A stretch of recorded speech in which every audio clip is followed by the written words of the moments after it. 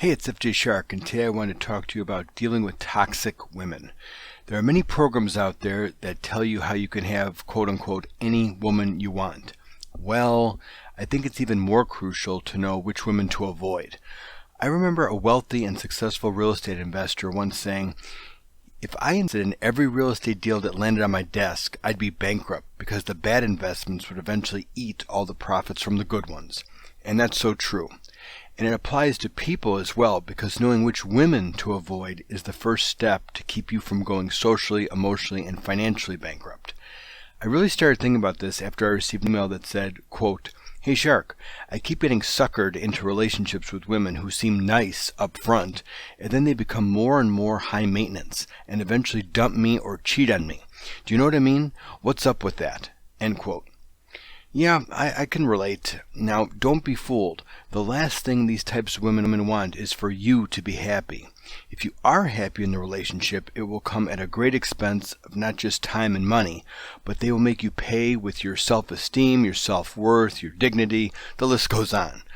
They'll keep bleeding you dry until you are emotionally broke and or financially bankrupt. Now, I've found that the ratio is about 10 to 1. By that I mean, for every 10 times you make them happy, they make you happy only about 1 time. It might not start off like that at first, but it seems to eventually wind up like this.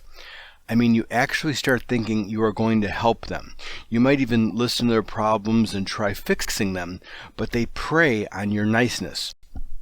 Now, I think, in general, toxic people are just absolutely defy logic. Some are just so unaware of the negative impact they have on those around them, and they seem to get some kind of sick satisfaction from creating chaos and pushing other people's buttons.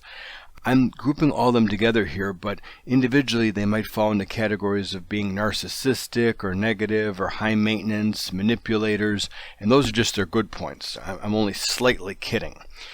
Either way, they create unnecessary problems and stress for everyone involved. They are like emotional vampires that suck the life right out of you, and then they actually make you feel guilty because according to them, you're not helping them enough or you're not there for them enough. And the bottom line here is that there is no winning with these types of women. The key to success then is to identify these women and avoid them up front, or at least limit your interaction with them and set some limits before it's too late. I remember hearing a story from many years ago about a blimp that was landing and the ground crew men were trying to help pull it down by the ropes attached to it. Suddenly a big gust of wind came and the blimp got away from some of the men holding on to it. The blimp started lifting the men higher and higher into the air. The men who let go within 20 feet fell safely, or at most broke an ankle or a leg. However, the men who let go at 200 feet fell to their death. The moral of the story is knowing when to let go of an idea is absolutely critical to your overall success. Or in this case, knowing how to identify the wrong people / wrong woman in your life is critical to your overall success, because the longer you hang on to them, the more pain you will eventually have.